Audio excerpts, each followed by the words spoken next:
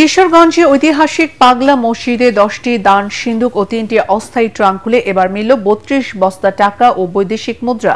কিশোরগঞ্জের জেলা প্রশাসক ফৌজিয়া খান ও পুলিশ সুপার মোহাম্মদ হাসান চৌধুরীর নেতৃত্বে সকালে এসব সিন্দুক খোলা হয়। এতে চলছে টাকা গণনা কাজে আল জামিয়াতুল ইমদাদিয়া ও পাগলা মসজিদের এতিমখানা সহ 2টি মাদ্রাসার প্রায় 350 শিক্ষার্থী, পাগলা মসজিদে 45 জন স্টাফ, ব্যাংকের 100 জন কর্মী, মসজিদ কমিটি ও আইন শৃঙ্খলা রক্ষাকারী বাহিনীর সদস্য সহ প্রায় 5 শতাধিক লোক অংশ নিয়েছেন। এর আগে 12 এপ্রিল পাগলা মসজিদে দান বাক্সগুলো খুললে রেকর্ড 9,17,80,000 টাকা, বৈদেশিক মুদ্রা ও সোনার গয়না ও হীরা পাওয়া যায়। ঐতিহাসিক পাগলা মসজিদ কমপ্লেক্সের আমাদের যে দান বক্স খোলা হলো, আজকে আমরা 13টি ট্রাঙ্ক সিন্দুক খুলেছি এবং আমাদের 32 বস্তা আমরা অর্থ এবং অন্যান্য জিনিস পেয়েছি।